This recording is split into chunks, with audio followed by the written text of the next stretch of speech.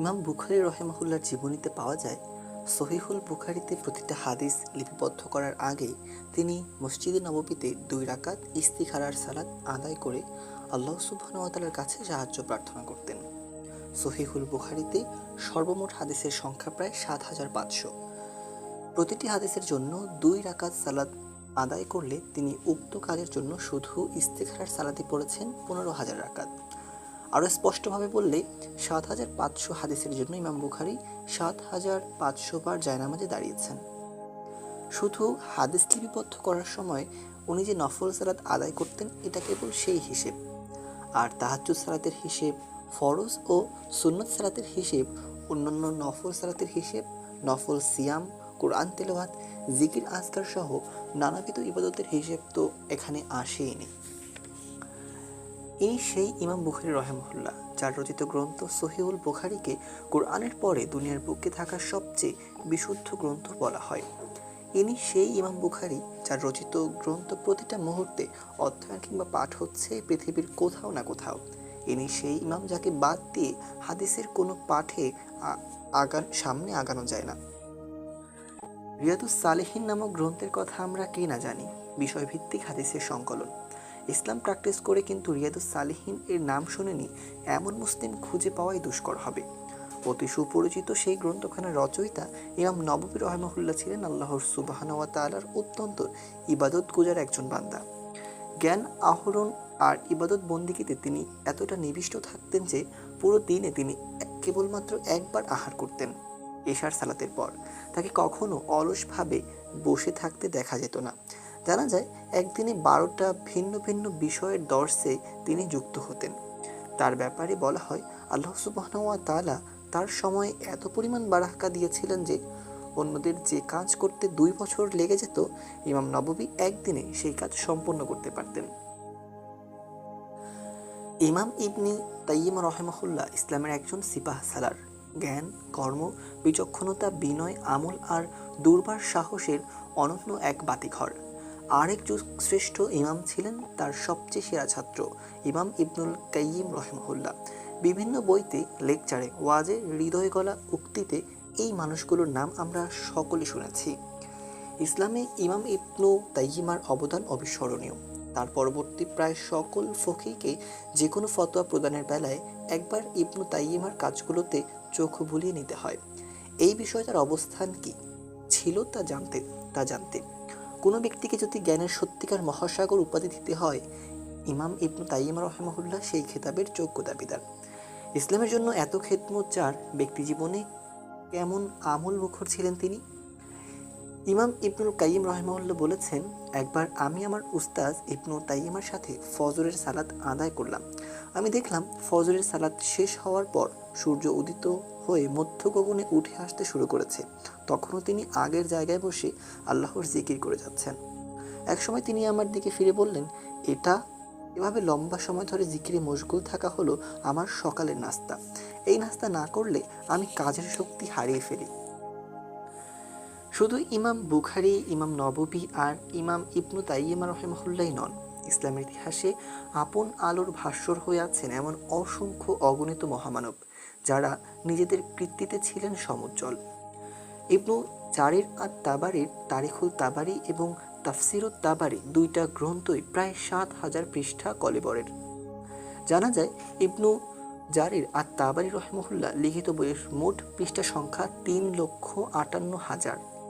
যেখানে একজন লোক এক জীবনে টেবিলে দিনরাত বসে থাকলেও কম 1 লক্ষ পৃষ্ঠা লিখতে হিমশিম খেয়ে যাবে, সেখানে ইতিহাস আর তাফসির শাস্ত্রের মহান এই ইমাম একাই রচনা করেছেন 3.5 লক্ষ পৃষ্ঠা।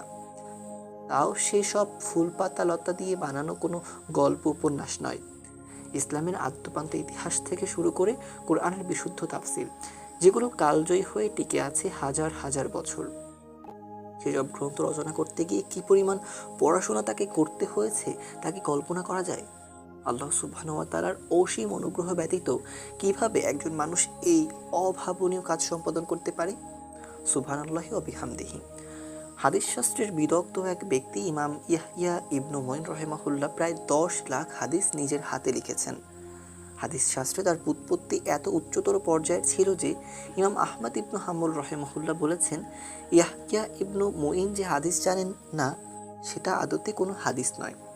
আরেক মহান ইমাম ইমাম ইবনুল জাউরি রহেমুল্লাহর কাজ সম্পর্কে ইমাম ইবনু তাইমা রহেমুল্লাহ বলেছেন, ইমাম ইবনুল জাউজির লেখা প্রায় 1000 গ্রন্থের ব্যাপারে আমি জানি। এর বাইরেও তার লেখা অনেক গ্রন্থ আছে যেগুলো আমার দেখা সেই 1000 গ্রন্থের বাইরে। 1000-এরও বেশি অধিক গ্রন্থ রচনা করেছেন একজন ব্যক্তি। ভাবুন তো দৃশ্যটা। লেখালেখির কাজে জড়িত আছেন এমন যে কোনো ব্যক্তি অনুভব করতে পারবেন কি বিশাল ঘটনা এটা। তারা কিন্তু সন্ন্যাস জীবন গ্রহণ করেননি, পরিবার পরিজন ছেড়ে চলে যাননি অচেনা কোথাও, যেখানে গেলে তাদের কাজে কোনো রকম ব্যাঘাত ঘটবে না। তারা সমাজ, পরিবার আর রাষ্ট্রের বাসিন্দা ছিলেন। জীবিকা অর্জনের জন্য কাজও করেছেন, সংসার সামলেছেন, বাবা মার হক, স্ত্রী সন্তানের হক, পাড়া প্রতিবেশী আত্মীয় স্বজনের হক পূরণ করেছেন। এত তো সত্ত্বেও তারা রেখে গেছেন তাদের কালজয়ী সকল কাজ। একটা দুটো নয়, হাজারে হাজারে লক্ষ লক্ষ পৃষ্ঠা আর কলেবরের। আরবি ভাষার অভিধান নিয়ে ওরিয়েন্টালিস্ট লেখক জন এ হাইওয়ার্ড একটি বই লিখেছেন অ্যারাবিক লেক্সিকোগ্রাফি নামে। সেই বইয়ের ভূমিকা অংশে অভিধান রচনায় মুসলিম লেখকদের অবদানের কথা বলতে গিয়ে তিনি বলেছেন, Before the end of the medieval period, they had produced the most exhaustive and copious dictionary in any language prior to the 19th century. The truth is that in lexicography is in many other fields, the Arabs occupy a central position both in time and space. Between the ancient world and modern, between the East and the West, if a 15th century Arab could be miraculously transported into 20th century Britain, he would not be at all surprised to see the volume of the Oxford English Dictionary on the library shelves. In some European countries, he would be surprised to see nothing comparable yet completed. জন এ হাইওয়ার্ড বলতে চাইছেন যে বহু শতাব্দী পূর্বে আরব মুসলিমরা অভিধান রচনায় মুনশিয়ানা দেখিয়ে গেছেন তা কোনো কিছুর সাথে তুলনীয় নয়। তারা এত চমৎকার, এত জটিল আর বিশাল কলেবরের সব কাজ করে গেছেন যে পঞ্চদশ শতাব্দীর কোনো আরব যদি অতীত থেকে টাইম ট্রাভেল করে 20 শতকের ব্রিটেনে এসে অক্সফোর্ড ইংলিশ ডিকশনারি দেখেন, যা রচনা করা হয়েছে আধুনিক সকল প্রযুক্তি, দক্ষ লোকবল আর সরকারের নিরলস সহায়তায়, সেটা দেখেও ওই আরব একটু বিস্মিত হবেন না। কারণ এর চেয়েও ঢের জটিল, ভারী এবং গোছানো কাজ বহু শতাব্দী আগে তারা একেবারে একক প্রচেষ্টায় করে রেখে গেছেন। জন এ হাইওয়ার্ড আরও বলেছেন, সেই আরব ব্যক্তি ব্রিটেনে এলে তা ও অন্তত অক্সফোর্ড ইংলিশ ডিকশনারিটা দেখবেন, কিন্তু ইউরোপের অন্য কোনো দেশে, অন্য কোনো ভাষার অঞ্চলে গেলে তাকে পুরোপুরি হতাশ হতে হবে। তিনি দেখবেন তাদের রচনা করে যাওয়া কাজের সাথে তুলনায় আসতে পারে এমন কোনো কাজ এরা 20 শতাব্দীতে বসেও রচনা করতে পারেনি। একজন ওরিয়েন্টালিস্টের মুখ থেকে মুসলমানদের এমন কাজের এমন ভূয়সী প্রশংসা যখন বেরোয়, তখন সেই কাজের ভারত্ব, গভীরতা আর তাৎপর্য কতখানি তা সহজে অনুমেয়। তিনি অভিধান শাস্ত্রের পণ্ডিত বলে অভিধান শাস্ত্রে মুসলিমদের চিন্তা আর কাজের বিশালত্বের খোঁজ পেয়েছেন এবং অকৃপণভাবে তা স্বীকারও করেছেন। হাদিস শাস্ত্র, তাফসির শাস্ত্র, ফিকাহ শাস্ত্র সহ জ্ঞানের নানান নতুন শাখা যে মুসলমানরা তৈরি করে গেছেন প্রযুক্তি বিপ্লবের বহু বহু শতাব্দী আগে, সেটা তাদের অনেকে জানেন না। আমরা হ্যাপিত্তোষ করে বেড়াই, কেন আমরা সময় বারাকা পাই না, কেন আমাদের কাজে মিলে না কোনো বারাকা।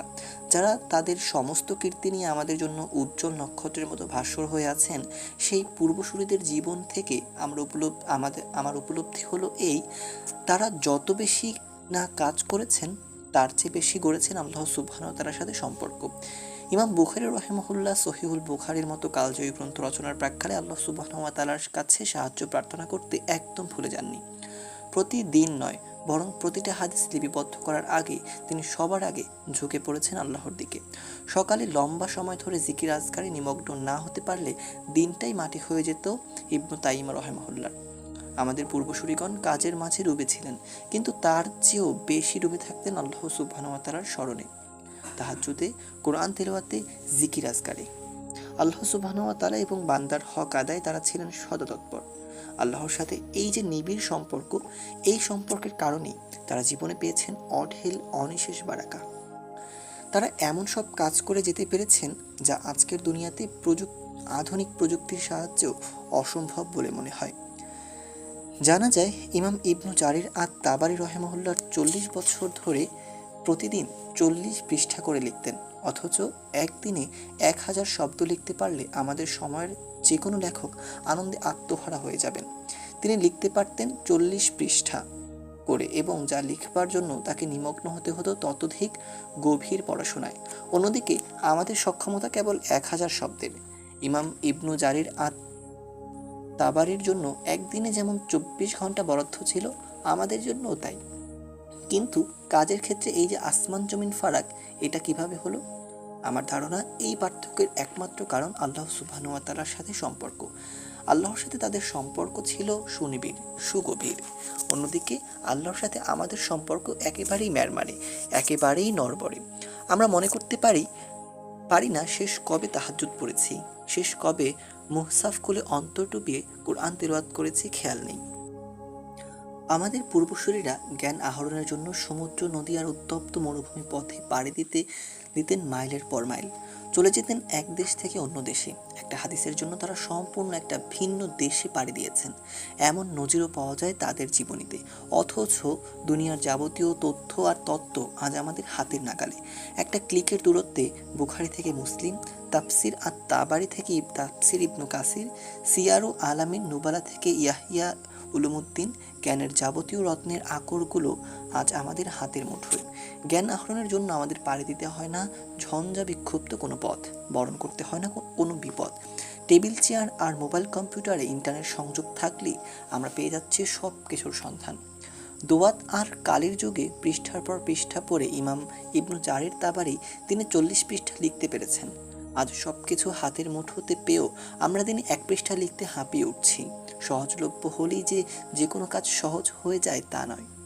রব্বুল আলামিনের দয়া, অনুগ্রহ আর ইচ্ছা না থাকলে যে কোনো কাজ, সেটা যত ক্ষুদ্রই হোক, অবশ্যই কঠিন। ইমাম বুখারী রহিমাহুল্লাহ তার সহিহুল বুখারীতে প্রথম যে হাদিসটি লিপিবদ্ধ করেছেন সেটা হলো, সকল কাজ নিয়তের উপর নির্ভরশীল। কেউ যদি তার কাজে, সময় আর জীবনে বারাকা লাভ করতে চায়, তার উচিত সবার আগে নিয়তটাকে ঝালাই করে নেওয়া, নিজের মনের সাথে বোঝাপড়া শেষ করা। কেবলমাত্র সঠিক নিয়তের কারণে শাইখ কাহতানি রহিমাহুল্লাহর ছোট দুআর বই হিসনুল মুসলিম আজ কোটি কোটি মুসলমানদের ঘরে ঘরে এবং ফোনে ফোনে। অন্যদিকে নিয়তের জায়গাটা পরিশুদ্ধ না হওয়ার কারণে দুনিয়ার বুক থেকে হারিয়ে যায় কত ঢাইস সাইজের কাজ, যেগুলোকে বুদ্ধিভিত্তিক জগতে বিপ্লব বলে ভাবা হয়। নিয়তের জায়গাটা মসৃণ না ছিল বলে আসহাফে কাহাফের যুবকদের জন্য আল্লাহ সুবহানাহু ওয়া তাআলা বদলে দিয়েছিলেন প্রকৃতির চিরাচরিত নিয়মকেও। তারা 300-র অধিক বছর ঘুমালো কোনো প্রকার নাওয়া খাওয়া ছাড়া, নির্বিঘ্নে, নিশ্চিন্তে। নিয়ত পরিশুদ্ধ করার পরে জীবন আর কাজে বারাকা লাভের অন্যতম উপায় হলো আল্লাহ সুবহানাহু ওয়া তাআলার সাথে নিবিড় সম্পর্ক গড়ে তোলা, প্রতিটা কাজে আল্লাহর সাহায্য কামনা করা। শেষ রাত্রিতে সবাই যখন গভীর ঘুমে অচেতন, যখন গোটা প্রকৃতি জুড়ে মৃত্যুপুরীর নিস্তব্ধতা, তখন উঠে জায়নামাজে দাঁড়িয়ে যাওয়া, কোরআনের সাথে, নবীজি সাল্লাল্লাহু আলাইহি ওয়াসাল্লামের সুন্নাহর সাথে গড়ে তোলা মধুর সম্পর্ক। কি হাদিসের ইমাম, কি তাফসির শাস্ত্রবিদ, কি ফিকহের বিদগ্ধ আলেম, আজ যারা আমাদের সামনে নক্ষত্রের মতো উজ্জ্বল হয়ে আছেন নিজেদের কাজ আর কীর্তি নিয়ে, আল্লাহ সুবহানাহু ওয়া তাআলার সাথে তাদের প্রত্যেকের ছিল মধুরতম সম্পর্ক। তারা কাজের জন্য আল্লাহকে স্মরণ করতেন না, বরং আল্লাহকে স্মরণের জন্যই কাজ করতেন। আমরা যারা তাদের মতো করে জীবন গড়ার স্বপ্ন দেখি, যারা ইচ্ছা রাখি অর্থবহ একটা জীবন কাটিয়ে অনন্তের পথে পাড়ি জমানোর, আমাদের উচিত সেই সকল পূর্বসূরীদের আয়নাতে নিজেদের চেহারাটা একবার দেখে নেওয়া, কেমন ছিল তাদের জীবন আর কেমন আছি আমরা।